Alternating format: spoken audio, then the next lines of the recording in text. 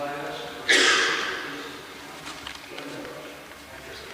else speaking tonight? Good evening, my name is Tim Brown, and I live across the street from Harry Gardner. Before that. He's been at it himself. I thought I'd go through. I see that he's not here. I'm sorry, you didn't show up if he doesn't come. Okay.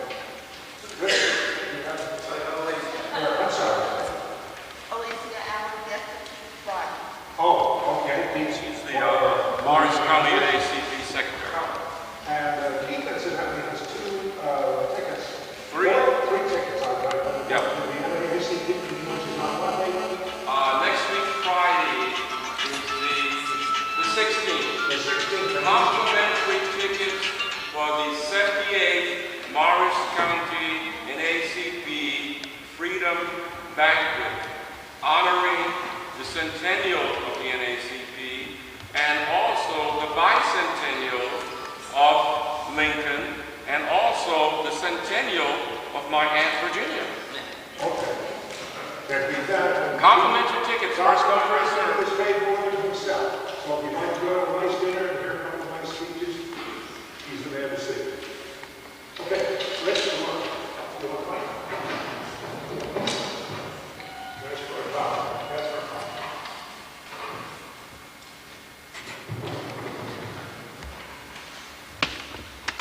Documentary, Morristown, Where America Survived. Said Ed Herman, who's the announcer of the program, the narrator, will also be present. Well, again, I always say about this Harry. Harry got Edwin Burroughs, Pulitzer Prize winner for the book Gotham, but he will be speaking on Forgotten Patriots. This is about the American soldiers who were confined on the British hulks in the river, basically that died with a high percentage.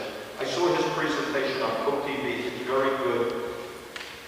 And he's an important speaker. Let's basically have a Pulitzer Prize winner come to our meeting. December 7th, that's our first annual dinner, and it will be combined with the Civil War Roundtable. We will be honoring Superintendent Turner at the American Revolution, and the Civil War Roundtable will be honoring Craig Simons. He's a Lincoln Prize winner, Lincoln was Admiral's decision at sea. We expect this to be $60, full course dinner, two good speakers, hors d'oeuvres. It's a beautiful place. It's the Basking Ridge Country Club. It's Monday, December 7th. Just to show any of us, can you tell me how many people are going to come? Great. We will take guests, of course. And with the Civil War, I think we probably have 200 people in the place, or I'm working at it. This is slow, so everybody will be in hard through that. In 2010, here we're going to show John Cunningham's PBS documentary will be shown here. And in addition, we will have the our winners of the New Jersey History Day contest. Ron Oswald was one of the judges as was I. So these kids are coming out also in January. They'll have the opportunity to meet John Cunningham. Other groups, Civil War Roundtable. October 22nd, 2 weeks from tonight, we're going to have John Forstein. If you recall, John Forstein spoke here, the Battle of the Cape, the Battle of the Virginia Capes, etc. But he will be speaking about Fort Monroe. You remember he was a dynamic speaker. So, again, that's on the 22nd. World War II book group. John McLaughlin started the book group. Actually, it's a roundtable, really, because he has great attendance. It's over 100. The next speakers are Michael Norman and Elizabeth Norman. The book is Tears in the Darkness, the Pecan Death March. So that's at the Milburn Library. Before we get Keith, I want you to talk to John McLaughlin. He has a talk on the black loyalists. Okay? I'll leave you guys to talk to each other. Great program. I attended John's talk today on General Whiting today. Name tags, okay, I forgot Bob Callens. It's somewhere along the way. We have people doing it. If you don't have a name tag, go sign something over there. These are done by Carol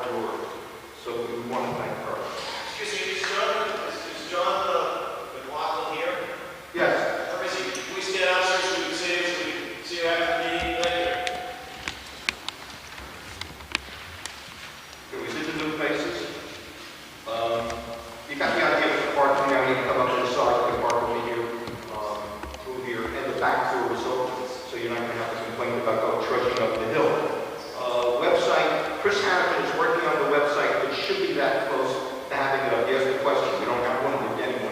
Chris Hanlon got annoyed, and he's doing it for us. Emails. If you're not getting emails, of course you're not getting emails. It's as simple as that. Just speak to me about it. But if it's kicked back, I can't help it. But you should be getting it. Some interesting things. We're being filmed tonight by Richard Del Rocchio. Complaining, he says, we got this great talk, somebody, and Chris is disappearing. So hopefully it'll happen. Good news, and we want to welcome somebody. I thought it was a great excuse for not coming to a meeting. That was David Campbell. You read that thing? He is president of the Museum of American Finance, part of Smithsonian, attached to the New York Stock Exchange. 30,000 square feet of exhibit space. So, congratulations. I hope so. Basically, if you have something you can think of or want something coming down the line, that's basically it. Dick is going to, Bob Mayer's book will be on sale. It's $20. I'm sorry. For fans of Phil Chimurka? I can't hear you.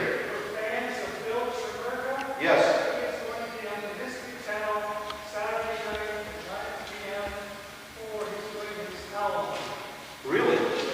Oh, wow. If you didn't hear that, Bill Chimurka, our Bill Chimurka, both groups. What did you say, Saturday night or Sunday? Saturday night, 9 p.m. History Channel. On the Alamo. Bill does a wide host of things, including in the Alamo is a special love. He's head of the Alamo Association. You should have told me about it. I'm going to do that. You're on. Introduce. I did mention the book is $20. It'll be on sale. Okay. Oh, let us pass the book around in the field here. Please fill this up. What time do you meet? 11 o'clock. It's next Saturday. It's 11 o'clock. It's Saturday. We'll meet up there. Oh, Fort Montgomery, next to the Bear Mountain Bridge. Literally about 100 yards away.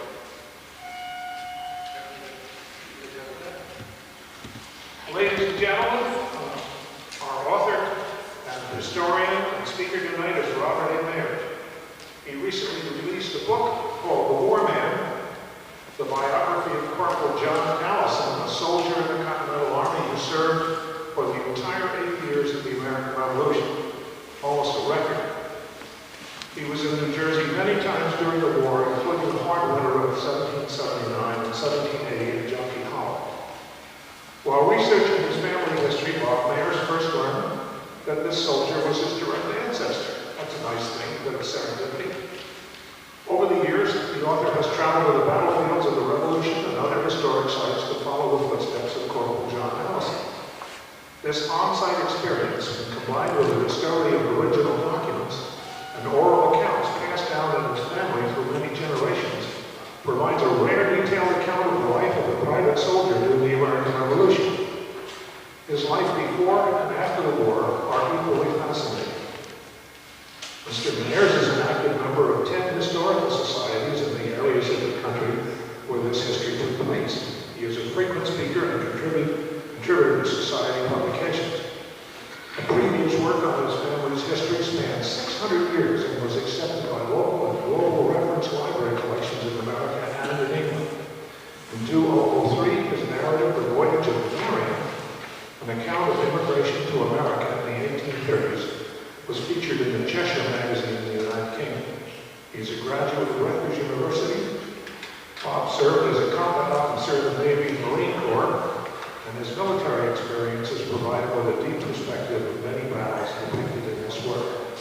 Before writing full-time, he was vice president of the Airco POC Corporation, and executive vice president of Manchester Partners International, a human resources consulting firm. Everybody please welcome Robert A. Mayer.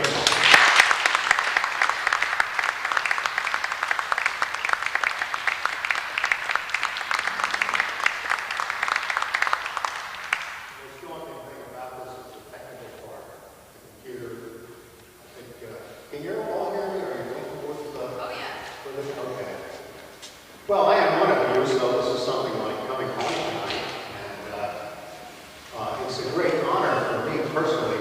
speaking to a group which includes John Cunningham. John is the Dean of New Jersey Historians, nationally known figure, and we've all enjoyed his books. I wish I could say when I was writing my book that John was my mentor. Actually, I called him a couple of times, and he was very courteous in speaking to me and answering some questions, but the problem is John is pretty hard to get through to at these gatherings. He's usually surrounded by a bevy of admirers, and it's hard even getting through to shake his hand sometimes. And the DAR ladies are so aggressive. It's like cracking center of Giant Stadium. John, it's an honor. I just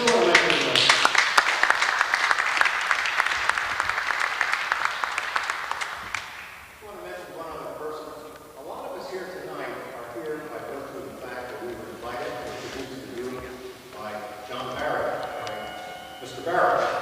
And we followed him here, not because he has a profound interest and profound knowledge of the American Revolution. We followed him here because he tells the funniest jokes of anyone we know. Jim Barrett, the real Jim Barrett.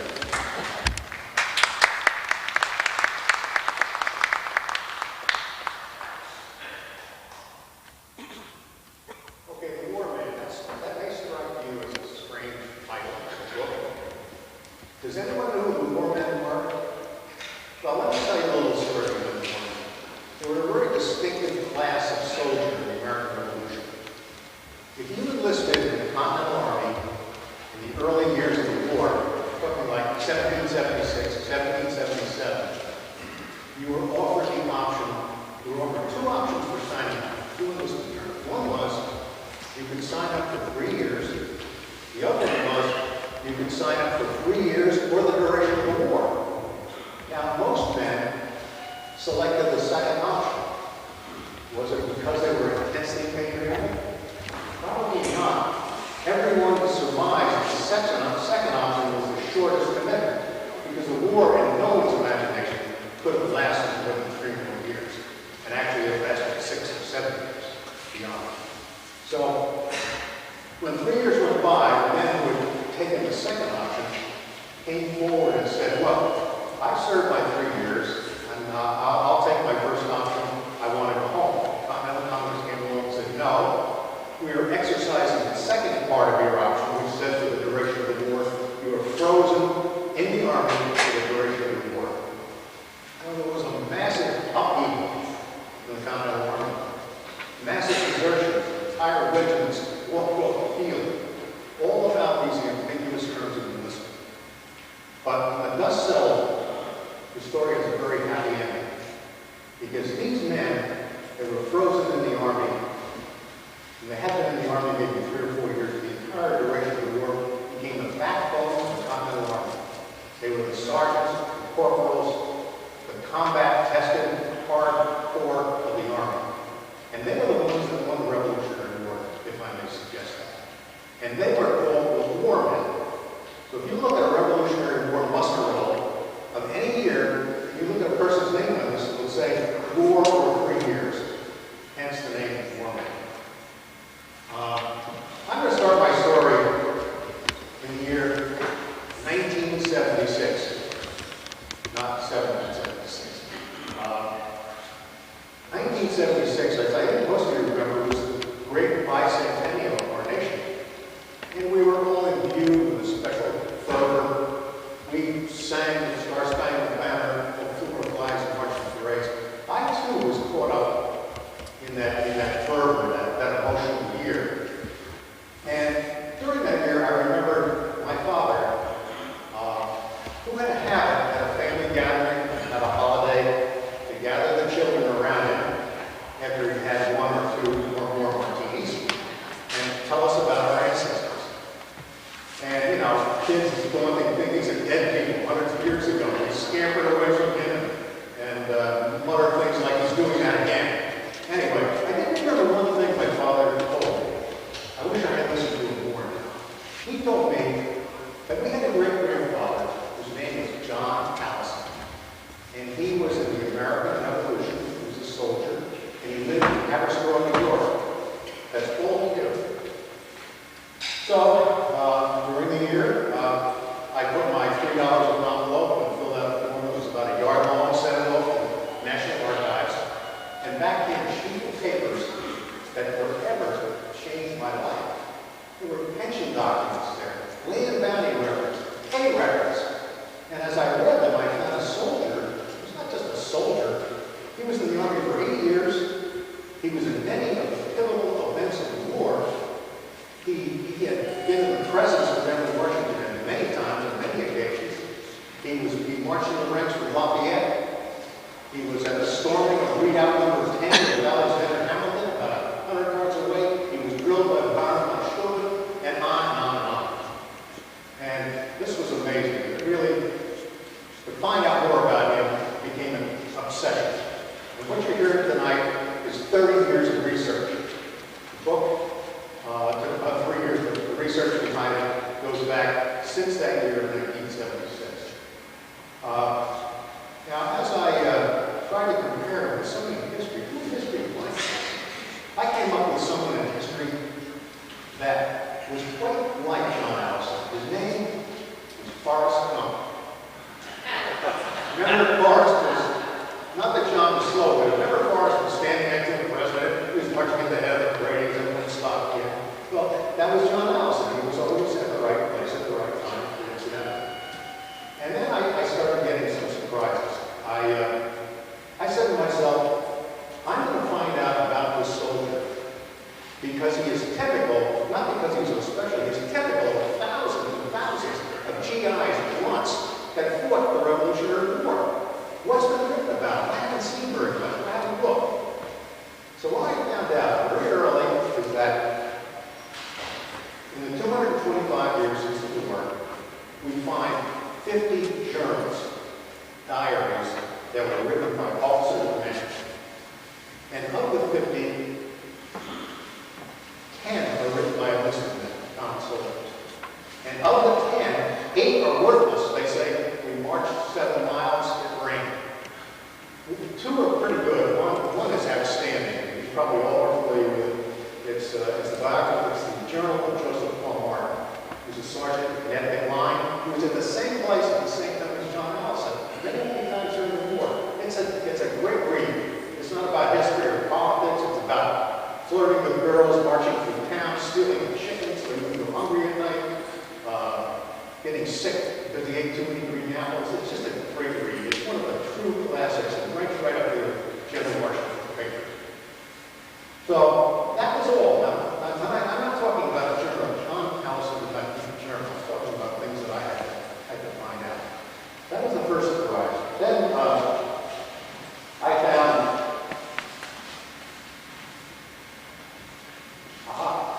I found much to my surprise that there's a very, very rich trail. If you want to find out about a soldier, John was a corporal. Most of the time he was a private. It's not terribly difficult. And what I worked from, I wanted to put together his life through primary documents.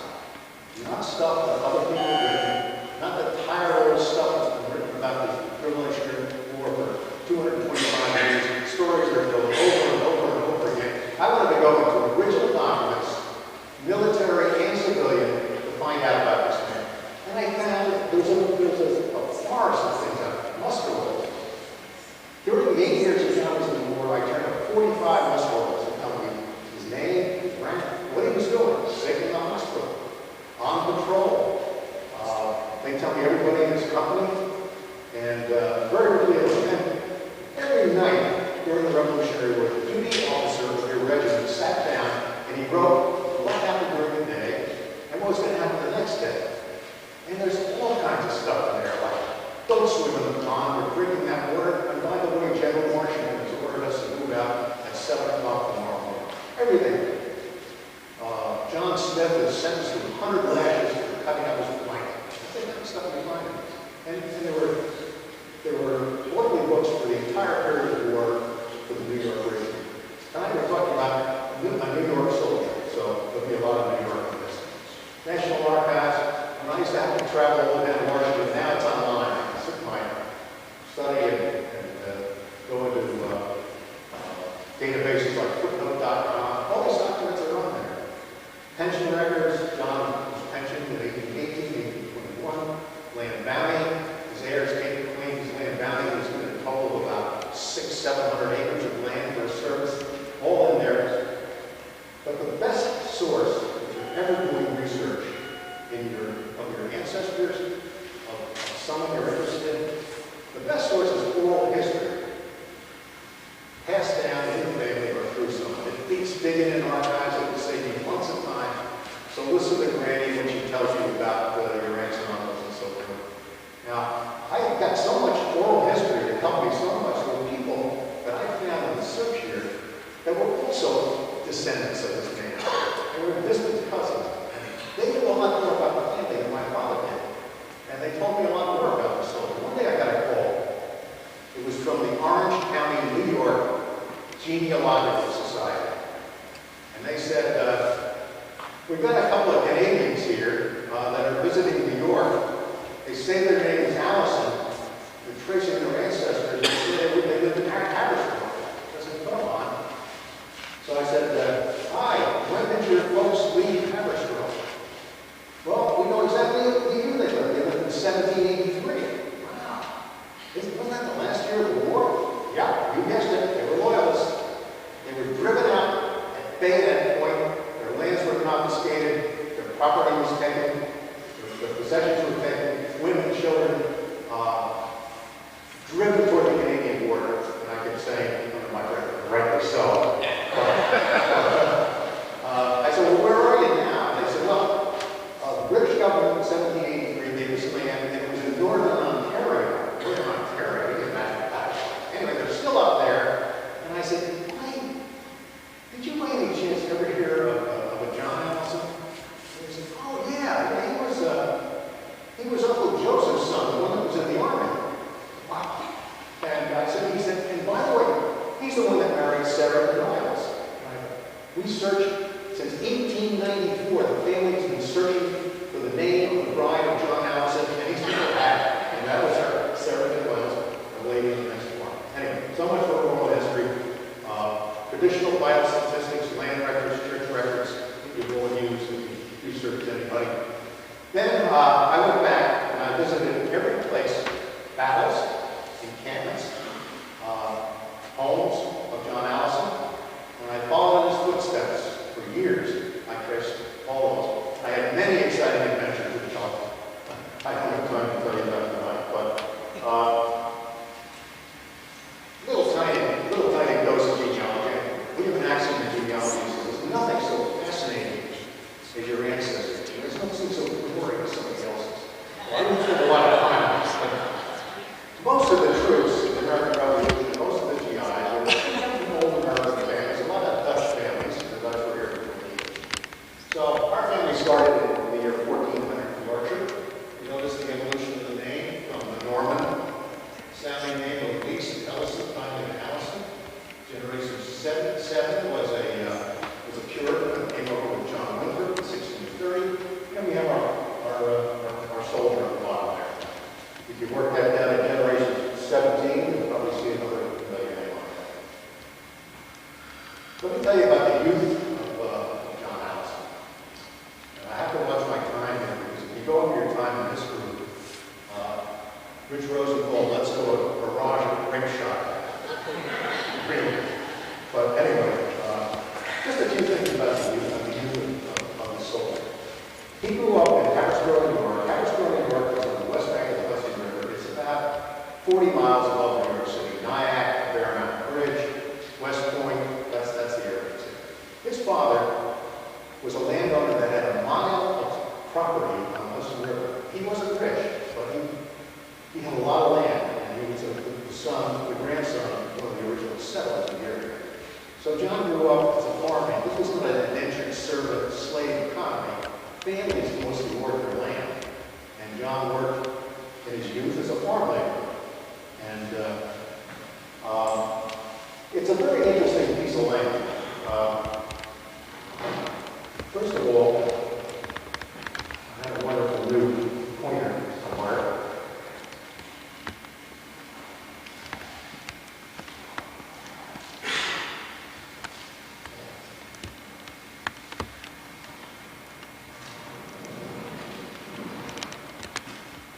buddy some time to one screw. Well, I wish I could point that out to you. That's the stretch of land that we saw the picture of. And a lot of things happened on this little stretch of land. First of all, if you look at the bottom, it says Andre's landing place. Major Andre landed on the Allison Farms and walked up through the Allison Farms, met Benedict Arnold. And another thing on here is Joshua Head Smith. He was a Tory. They inspired Joshua Head Smith's house. The next day, Andre went down to the creek. Did you see one down there? On the Allison lands. Got in a boat, went across the Hudson, was captured in their farms. But that's where it all happened. Kings Ferry, at the very top there, with the Tappan Zee Bridge of the American Revolution, was the main crossing point for both armies during the American Revolution. It was right there. And by virtue of that, John was home a lot. John passed by his front door many times during the war, in the movements of the war.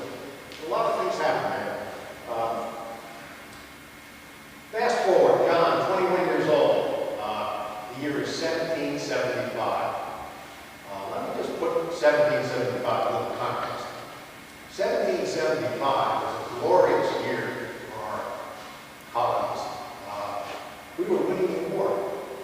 Farmers had gotten their muskets from their mantelpieces and stood up to the finest army in the world, the British regulars, the British Army was evacuating Boston. Tattered guys from the mountains of New Hampshire and Vermont went over and captured, without firing a shot, the mightiest bastion on the chain of lake, on the chain waterway that ran from New York City up to Quebec, 4 times the road. And men were clamoring for this. Farm boys were trying to get in the army for the adventure, and believe it or not, it was a quality of life improvement for many of them. But anyway, John was down with his father, Captain Joseph, and enlisted in the 3rd Regiment of the New York Line. And that's the actual uniform of the 3rd Regiment of the New York Line. Now, in 1775, the Army was without a culture. It was a raw bunch of recruits. George Washington they had the Army maybe 6 weeks before this. And they were given 2 weeks of training. And they were on the march, on the way to combat. Combat being the invasion of Canada. Now, 1775, we're not even a nation yet, invading Canada. Well, Continental Congress said to themselves, look, the British in Canada are very weak. They haven't been reinforced for years. It's a small bastion, a couple of forts up there. If we can take that, go right up that chain of lakes, starting with the Hudson River, Lake George, Lake Champlain, the Richelieu River, the St. Lawrence. We can get up there before the winter sets up and take Quebec. Canada will be ours forever. And furthermore, the French people are the people up there. They're a conquered people. They will join us. And they made overtures to the French, and they said, if you join us, you'll join a freedom-loving nation. And besides, we offer you an opportunity to become Protestant. Well, the French did not join. The English were very benign rulers of the French. The invasion was a dismal failure. This is the route of the invasion. You can see that waterway going up. If you can see Fort St. John, what I got here. Fort St. John was a siege. It was a 50-day siege that was delaying the forces from getting up to Quebec before the British said. John was in that siege. He was on an artillery battery, 2 12-pounders that broke the siege after 50 days. He was right there at Charlestown. And anyway, you probably know the story. Tragic American defeat. General Montgomery is killed on making a frontal assault on the walls of Quebec. The American army was driven down over the next year, all the way down the chain of lakes, 300 miles. They lose Ticonderoga, and they're back where they started about a year. 1776, absolutely terrible.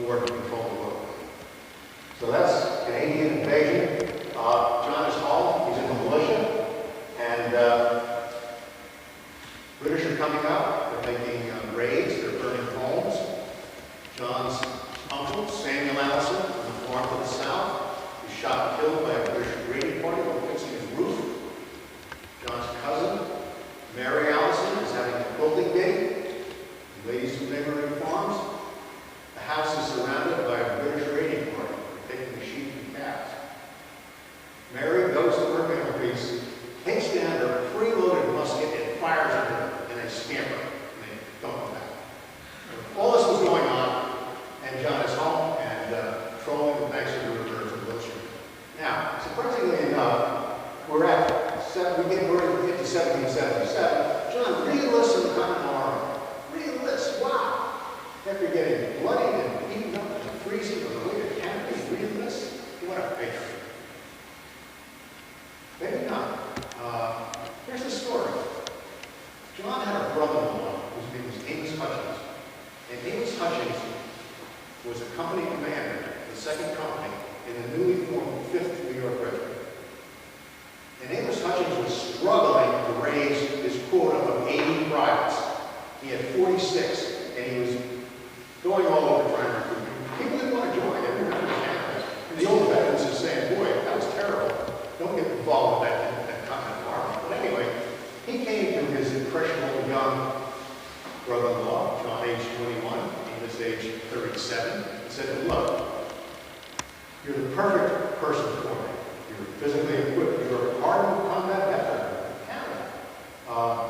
And here's what's going to happen. If you join me, this is what's going to happen. First of all, you're going to get $20 from the government. $20 maybe it was $400 today. And you're going to get 100 acres of land in New York State. And not only that, but John, our regiment is quartered up at a little at True Fort. Fort Montgomery. It's only 6 miles from home. Your wife and child can come and see you on weekends, and you can go home. And all true. But then he threw in the clincher. It was, and I will make you a corporal. John went for it, re-enlisted, went up in February of 1777. There's a muster roll that I'm talking about. That's a muster roll from Ticonderoga. And you can see the detail on that. That's a little close up. You can read it a little better. John's name. And there is where we're going on our field trip to Fort Montgomery. And that's the Green Battery. But he goes up there, and all Amos told him was true. It was a delightful summer. The women were picnicking on the grounds. But the forts were not complete. There was only 600 people, 600 men manning the forts, 300 regulars, 300 militia, and the main American army in the Hudson Valley was on the other side of the river. So everybody said no one will attack these twin forts. Number one, they'll attack the main body of Americans, they'll defeat General Putnam on the other bank. Failing that, they will never attack this fort. That is 100 feet above the water. And that's a narrow point of the Hudson River. And that's a 32-pounder. That's the biggest piece of artillery in the Revolutionary War. That ball weighed 32 pounds. And no fleet was going to try to get that. There was a chain running across the river at this point, and the only other way to get out there was to the back of the mountains. The back of the mountains were massive. Wrong. We're now at Fort Montgomery, and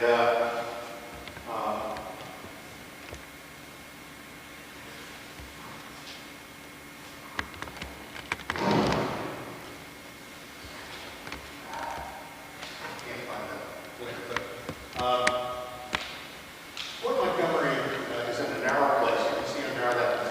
It's about 100 yards across. And the twin forts are up at the top.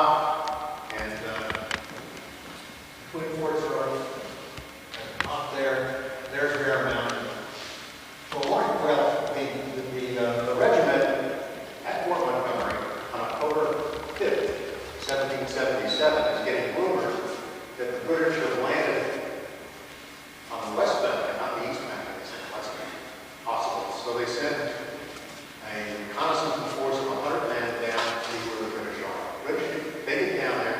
Lo and behold, in the morning of October 6th, they see thousands of British troops coming across that river at the narrowest place down here, and they're landing. So that regiment, patrol, 100 people, could have held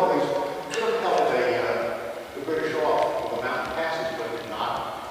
Their mission was not to hold them off, was to gather intelligence. They went back to the forts, and they told General James Clinton, we've got 5,000 British landing down 6 miles below the forts. But it was vague, the number was wrong.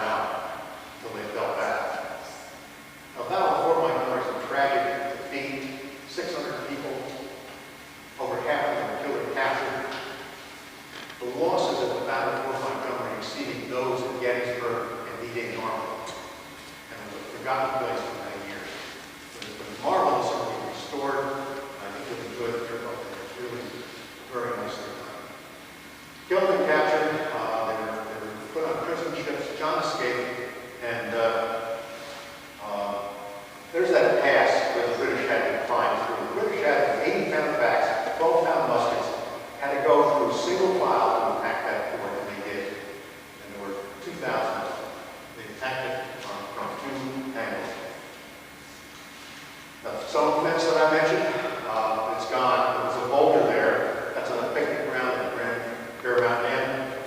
And that's me on a nice sunny day last spring, standing there with reenactors from the 5th Regiment. There's the fort, which will tour on our field trip.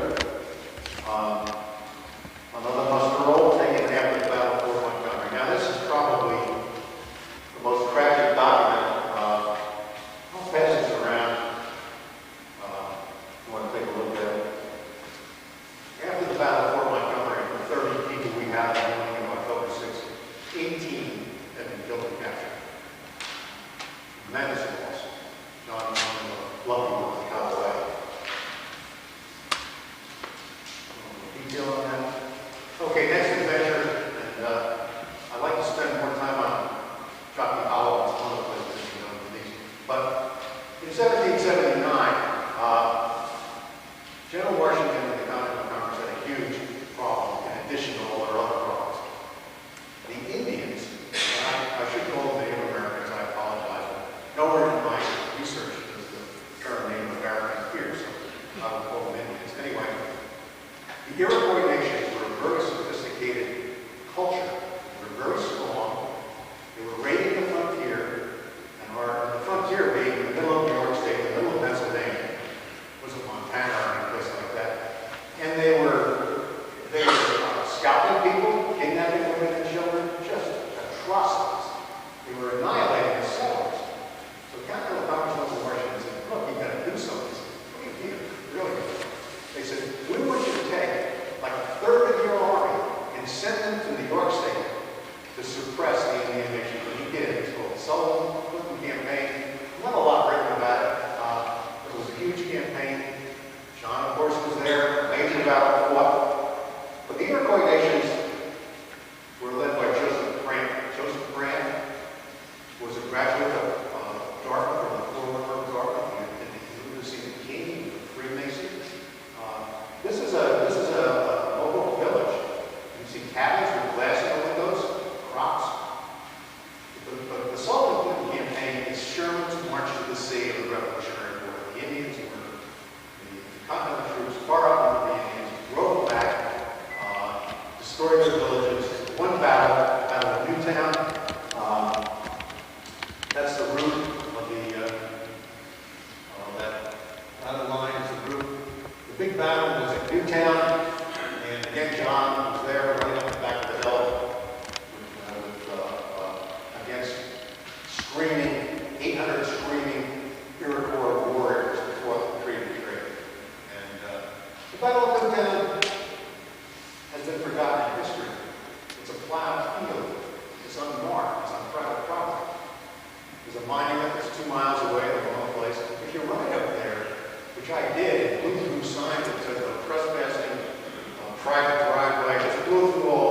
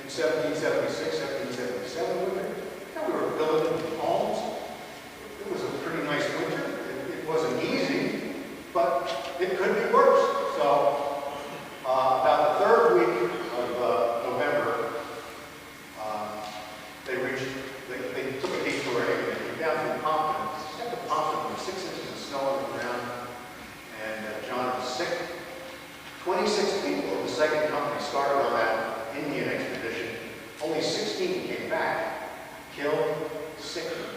They left stragglers along the way, they were too sick to continue. John was listed as sick on duty. And they marched into Morristown the last week of November. Washington arrived here a week later. And I'm not going to tell you the story about Jockey Hollow, because you know this better than I do. Some of you live around here, some of you work on the staff here. But I went into original documents, and I found things in original documents, quarterly books, muster rolls, other papers, that I don't think anybody ever found. I think I discovered it. I may be wrong. But here's what I found. Everything about Jockey Hollow, and the horrors that occurred here, is true. The bloody footprints in the snow, eating bark, the horrible cold temperatures, the 23 snowstorms. But there's a lot of other, but I found that it was even worse. And why was it worse? It was worse because I counted, I took a little tally of corporal punishment that was dealt out during a 3-month period of Jockey Hollow. There were 21 floggings of 100 lashes apiece doled out. More than any time in the whole war that I looked at. Why? I don't know. Men were suffering so. Do we have to do this? And it was for offenses like cutting up your blanket, urinating in the woods while on guard duty, stealing stockings from another soldier. You know, not terrible things, but the other thing I found out was somewhat disturbing. I found out that in the New York Brigade, all the senior officers went home for the winter. General Clinton went up to New Britain, New York for the winter. The regimental commander went home to New Paltz, New York for the winter. And the camp out here was run by corporals, sergeants, and lieutenants, at least in the New York Brigade. Some of the other brigades, you know more about than I do. But that's what was going on. And so there's some of the officers were so scarce in that encampment that Stark's brigade, which was camped on the next hill, borrowed a lieutenant to stand duty over there. I mean, they're just wasn't enough to go around. Anyway, there's where if you're familiar with Jockey Hollow, there's the New York Huts, very much like it was then. Good campground, sloping down the street, near the fork in the road, just past the Grand Parade ground. And Mr. Gear owned a home down the street. And after the war, Mr. Gear filed claims against the Continental Army for theft of his poultry. And, you know who did that? John Allison's boys, because the New York group was camped right next to the Gear house. They were fed at the park. And if you want to go there, get in there on a January day where it's bitter cold and snow down, and sit down, and you really feel Jockey Hollow. One more word. In all my research in primary documents, I have never once seen the word Jockey Hollow. It's always camped near Morristown. Now, experts like Eric Olson, nobody knows him about there. He assures me that's an early name, but it's always been called Camp near Morristown. Now we're going to get back to a war man story. John's 3 years while he was up here run out, and he goes to his company commander and he says, you know, I'd like to go home now. I've been in the Army, it's now 1780. I've been in the Army for 5 years. I have a wife at home, two children, and I think I've done my time. And they say, no, can't do it. Sign for the duration of the war. So he goes home, and strangely enough, men were given 1 month's leave from Jockey Hollow, because they wanted to cut down on the Mauser leave. And so he went home, and he comes back with 2 affidavits. One from his brother, and one from Amos Hutchins, remember the company commander, who would resign, by the way. And they say, John Allison never meant to stay in the duration of the war. We were with him when he enlisted, and he signed up. He meant to stay in 3 years. Well, John didn't lay down, and here's what he wrote. He wrote a letter to General Washington, and up at the top, you can see it, which is typical. This is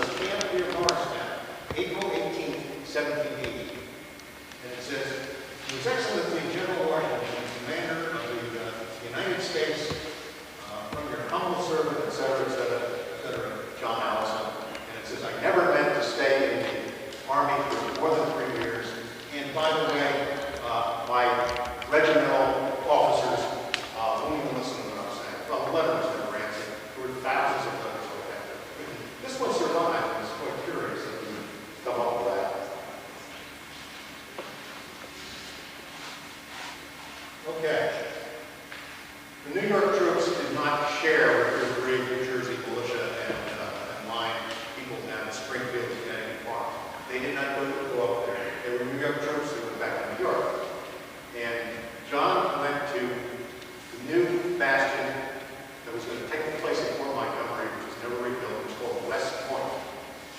And when John got to West Point, there was a lot of excitement going on. Something was going to happen. And Baron von Steuben was there. He was drilling the troops. All the troops had new uniforms.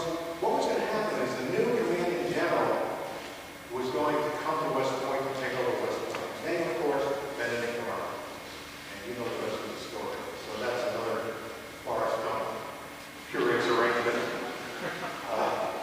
Okay, we're getting down to Yorktown. I'm not going to go through that in Yorktown, you know that. I'm not sure if the march of 500 to 600 miles to Yorktown was much more exciting than the battle itself. I'm still trying to figure that out. That was pretty exciting, but the march down was fantastic. 500 to 600 miles. It was one of the greatest military movements in the entire history of the world. They're right up there with Hannibal crossing the Alps.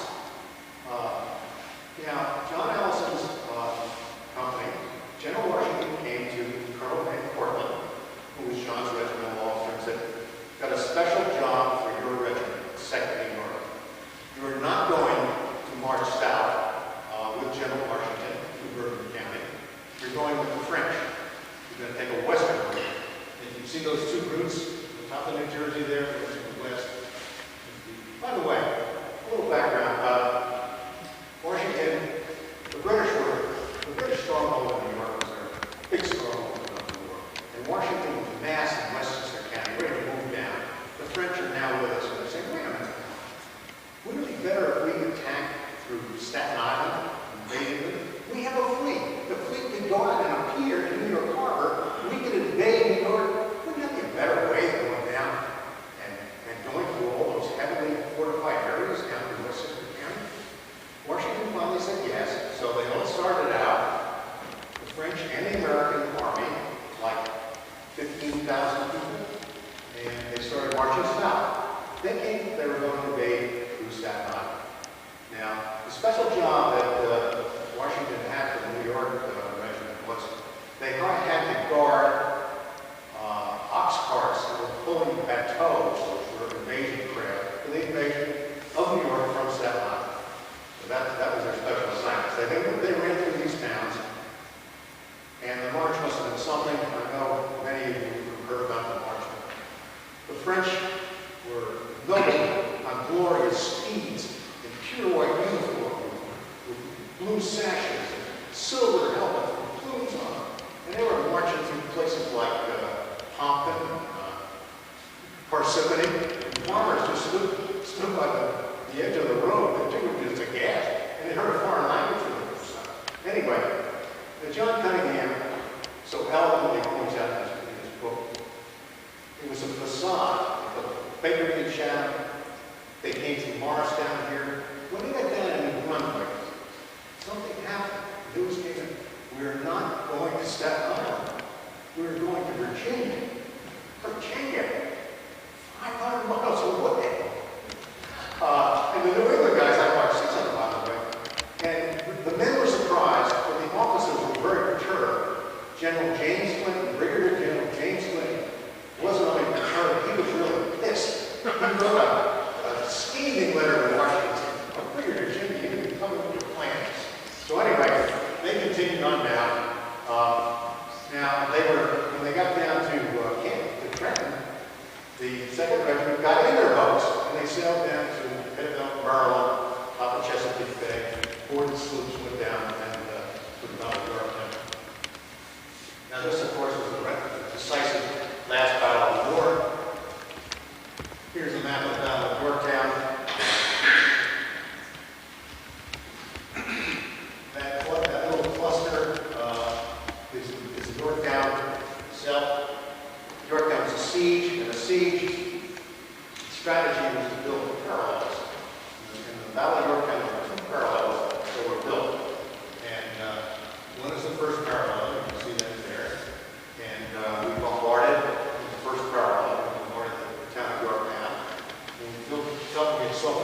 built another series of trenches. These were built at night, under fire, and John Allison's regiment and him were down building these trenches. And there's a black portion there, you can't read it, it's a black block. It says John Allison fights here. Well, John Allison, at the height of the battle, was on the second parallel, and he was about 100 yards from the most important, the high point of the whole Revolutionary War, was Alexander Hamilton's capture of Redoubt Number 10, the storming of Redoubt Number 10 by the New York Light Infantry. Now, John wasn't in that building, he was about 100 yards away. And when Redoubt Number 10 fell, Redoubt Number 9, French took, everything went quiet. When John got up the next morning, there's Washington in those trenches, parallels, I talked about. When John got up the next morning, and here's where he was, second season line, he crept up to the top of that trench, and he looked over at Yorktown. And on the ramparts of Yorktown, there was a little drummer boy, and he was beating a parlor beating. And that led to the surrender of Yorktown. 15,000 literally laid down their arms. There's John's reenactors of his regiment of New York marching off the surrender field. That's in 2006. It was the reenactment of the 225th anniversary. It was a glorious day. Thousands and thousands of troops there. Okay. 1781. The war lasted to 1783. It was over for Yorktown. Washington took his whole army and put them up in New Windsor, Cantonment, New York. It's in Newburgh. The name of the game there was to hold the army together. All the officers wanted to defect. That's the scene where Washington took off his glasses and said, boys, we're going to hold together. And there was the dry eye and the audience. And he kept his officers together. But the men were saying, we want to go to Yorktown. We want to go home. I've been in the army for 7 years. Please let me go home. So he tried to keep them together. And he finally released, John was released, discharged on June 2nd, 1783. Here's he's marching back home to Haversville. And Newburgh was only around 12 miles, so he didn't have far to go. Now these veterans come out, we're not given any money, there's no money to pay them. They weren't discharged, they were furloughed. Because Washington had to hold the army together, so he wanted a spring around their leg. You're on furlough, you're not discharged. But I will do one thing for you, and that is, I will let you keep your musket and bring it home. Now, I would say 99% of the men on the way home had selling musket for food. Some of them lived in Lincoln, Virginia, a long way to go. And they starved on the way home. But he came out here in 1783, after 8 years, and he became a farmer again. And this is hard to explain, but I think at this time in his life, I relate more closely to John than any other time. And I know what, if you've been in combat for a long time, or if you've been on a trip for a long time, under very adverse circumstances, you're never quite the same. You've been in combat for 8 years, you're always a soldier. No matter what happens, you're always a little different. You have crouch at the sound of gunfire. You get hunger pangs when you shoot together. You get spurts of anger when somebody talks about the war that wasn't there. And all these emotions and feelings, I know he was going through at that time. He farmed until he was in his 40s. By now we have 4 sons, 2 daughters. And in 1800, John was in his 40s. It's a little preview. Let me take you through the 1800s real fast. John goes west. He sells his farm in Harrisville. And he goes west, not too far west. He goes down to Suffern.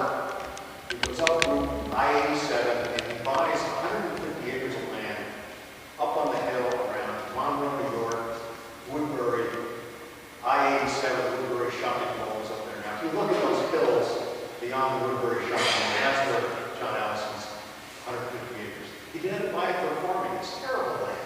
He bought it for cutting timber. He made charcoal to feed the forges in the area. He did that for 10 years, and the land, the timber ran out. He became a migrant worker. He went 60 miles northwest to cut timber. He's now in his 50s.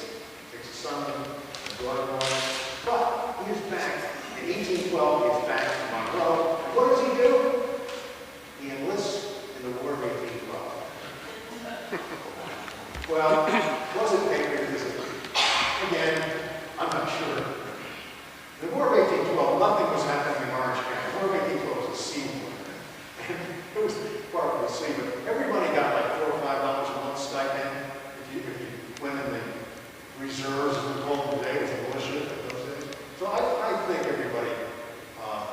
did a little boondoggle.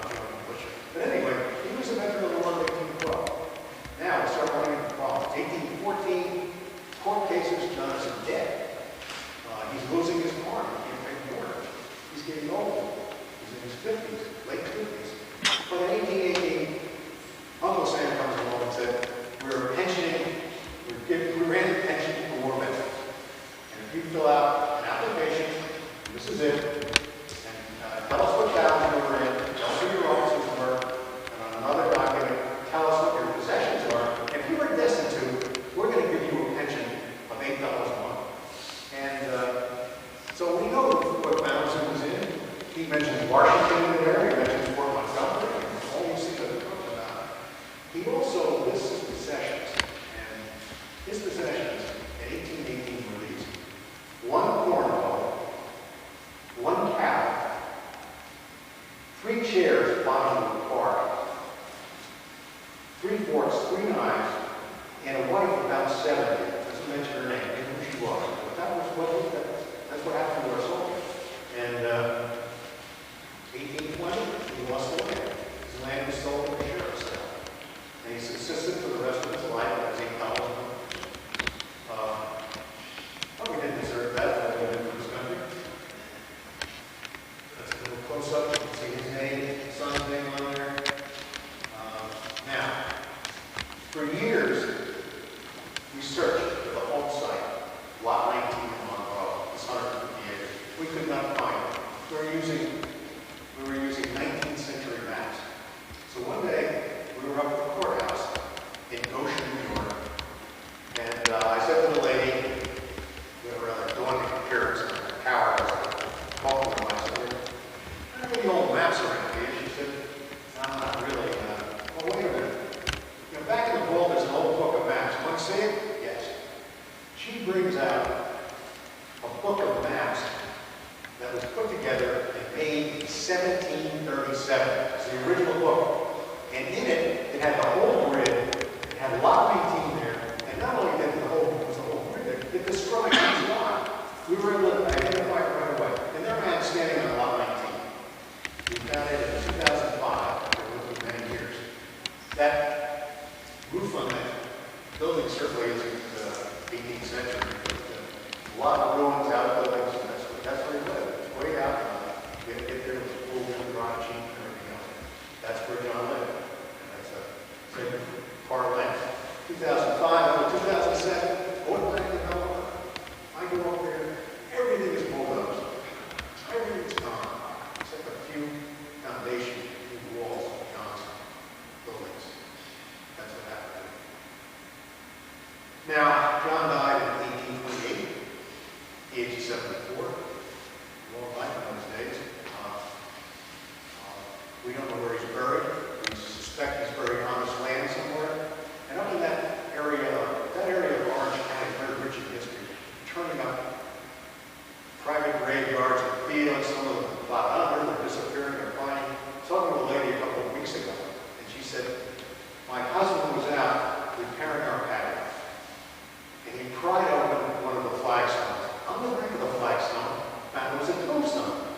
And on the tombstone was Lieutenant so-and-so, an officer who had been severely wounded in the Battle of Fort Montgomery, that had staggered home from the mountains and died a few days later. This is a gravestone. So things are happening up there. Someday we will find out where he rests. Sarah died beforehand because she thought as well. When he died, he left $40 in pension arrears. And that will get a letter of that. So that's what happened to John. Now, just to sum things up,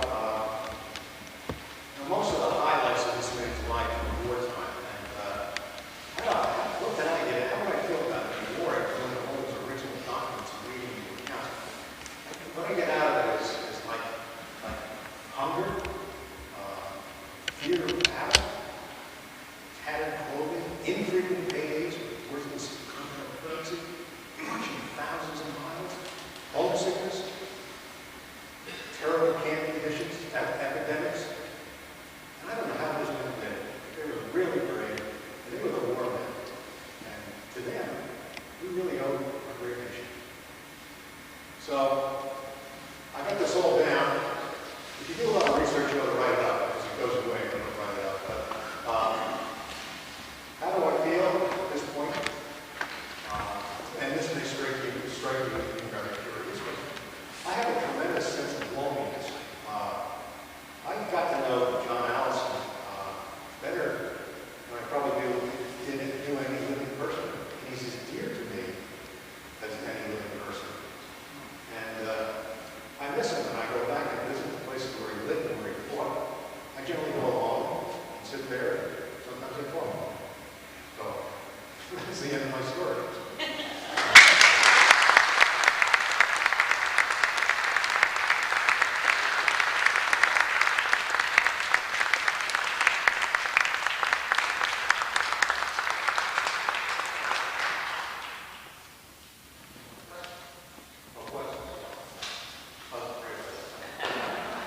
Anybody have any questions?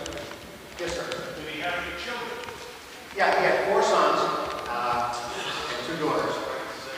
And one of his, I'll tell you my connection to him. One of his sons came to New Jersey in 1826, and with him he brought a 3-year-old child who was my great-grandmother. So there are many survivors. And I found 2 of them when I was doing all my research.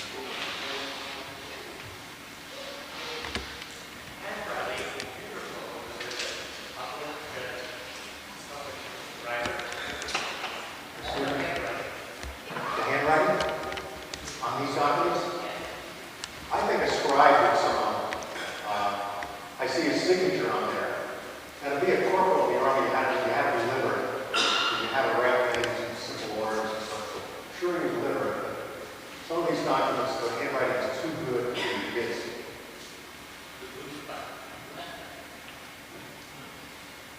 Yes, sir. Do you think maybe they referred to the camp near Morristown that way so that the British would know exactly where they were? I didn't get that. Do you think maybe they referred to the camp near Morristown that way so that the British didn't know exactly where they were if their letter fell into the hands? Maybe they were speaking about it a little bit, in the area of Morristown. The British knew that they were there somewhere. Yeah. This way, if you said Jockey Hollow, they would know that you're south of Morristown on this hill. That's a good theory, yeah. If they said Jockey Hollow, it might have given away the location. Good comment. Also, I think the senior officers in the companies went home in the winter not only because they could and they were, a little better off, but also to recruit. So I don't think it's just because they didn't want to suffer in the camps. I think they had to enlist more men for the following campaign. That's a good point. Officers went home to do some recruiting, not just to escape the winter. By the way, for next week, last weekend there was a big reenactment of the Twin Forts. Yes. Yeah, and there was probably about 75 reenactors there. It was a very nice battle.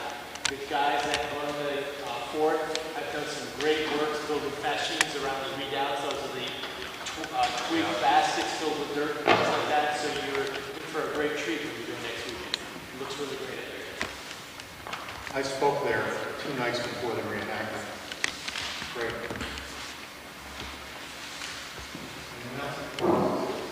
Yes. When you spoke, it sounded as if you were saying that West Point or Fort Monroe preceded West Point. Fort Montgomery, yes.